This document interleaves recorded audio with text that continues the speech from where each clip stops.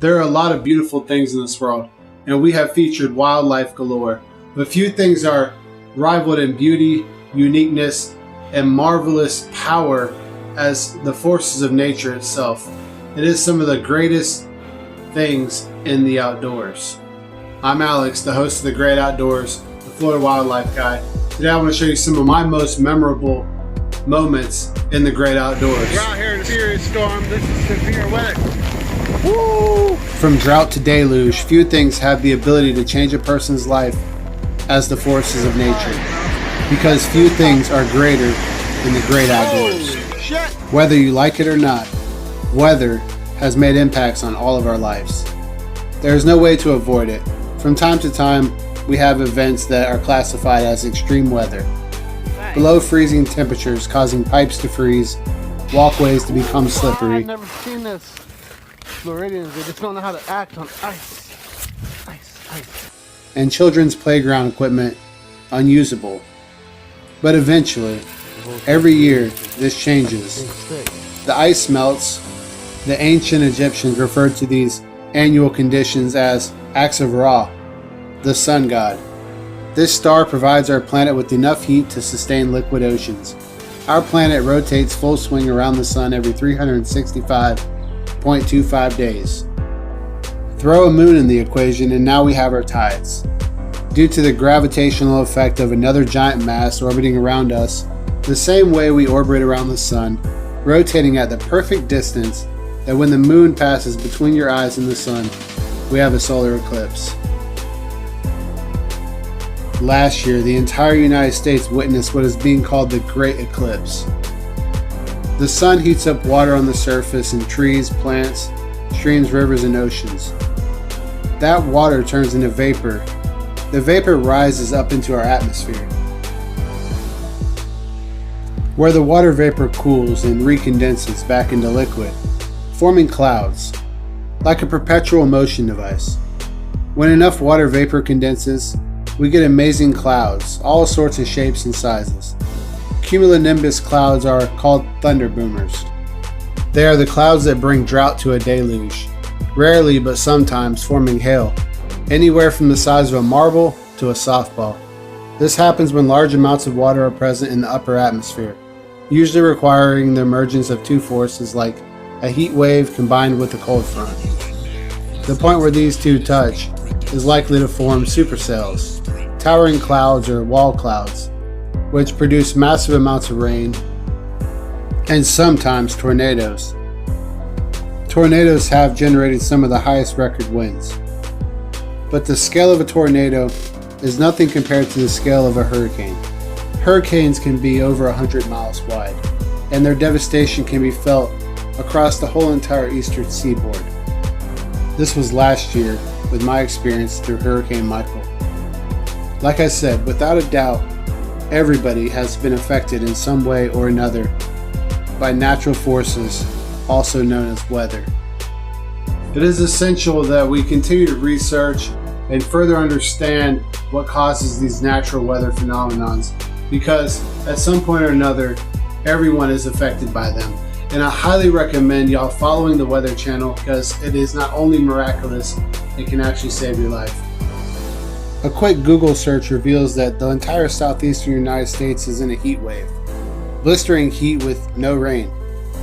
With no weather on the forecast for over a week and a half, mysteriously, cumulonimbus clouds started to form in our area. I watched as the weather progressively grew. The clouds began developing bigger and bigger. Small green specks on the Doppler became large red areas. I started to see rain on the horizon. It was as if my prayers had been answered. Over 3 weeks of drought, finally will we get the relief we've been needing. You can see the rain lightly misting down just ahead. And when I got home, I was likened to this surprise. Look, y'all, it's raining. Finally. A drought has finally come to the end. Right now. Woo! Gives you goosebumps when you see that. Finally getting some rain out here. It's amazing. I'm hoping to catch a lightning strike on film. And what started as a few green specks on the Doppler radar grew into something much more marvelous and spectacular to see. I set up the time-lapse camera to really illustrate the severity of the storm. A sprinkle became sheets of rain. It was raining cats and dogs. My wife dared me to take a journey to the edge of the fence. So I decided I'd take a journey. I thought I'd look something like this, but I actually looked like this. So you remember in the last video when I said, I live in Florida, my land is immediately surrounded by trees, and then showed the trees, just planted pines. My yard was the same way. After they harvested all the trees, they left the stumps to rot, leaving holes.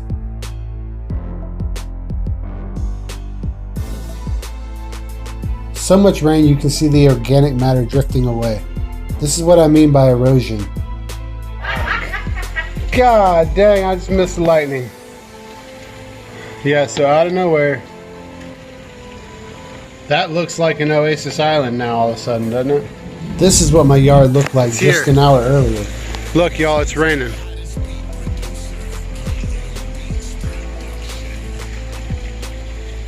This used to be my driveway with grass. It looks like a lake. You can't even tell where my sidewalk is. The yard has a brownish tint to it. That's all of the organic matter that was on the surface.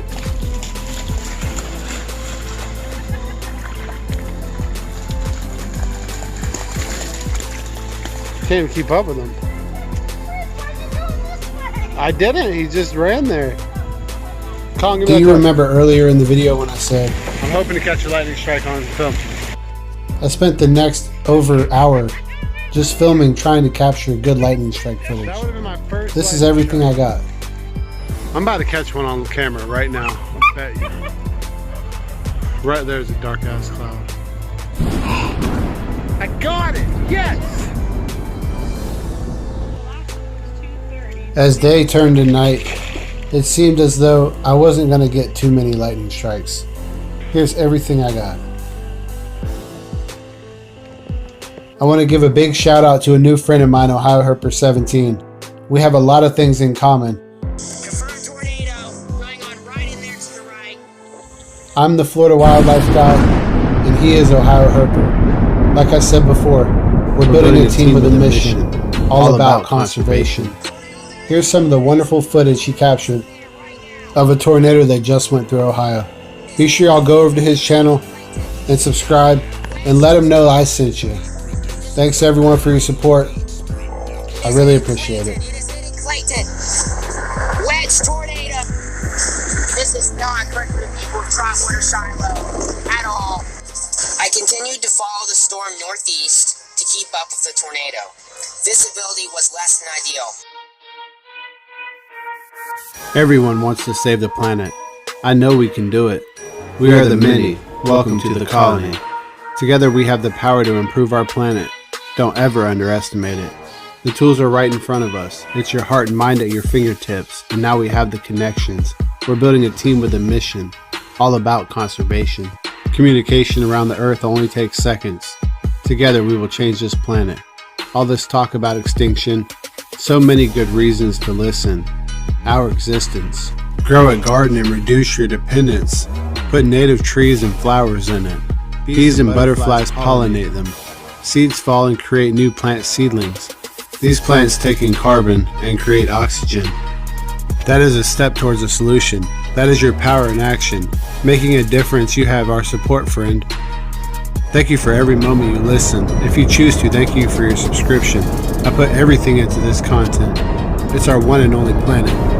All the support, I truly appreciate it. Your love alone makes it worth it. I've been stung over a dozen times. I'm not sure how many different places. By over a dozen different species, most with similar reactions. We must respect these bees for pollination. A little sting that is nothing. That's just their form of protection. We live in a colony. Are we really that different? New videos here every Thursday. That is my commitment. If you have the power to do something positive, you have the responsibility to do it. Well, I said it. I guess I'm obligated. I convinced myself and I'm excited for the changes. We need to be self-aware and stop waiting for legislation. because growing more food means less pesticides to produce it, which means more pollinators like bees will not be affected. Growing our own food means an opportunity for you to teach a child what real food is, because growing food for you means less fuel for transporting it. More food for you means less greenhouse gases. More food for you means less pollution and fertilizer in our water systems.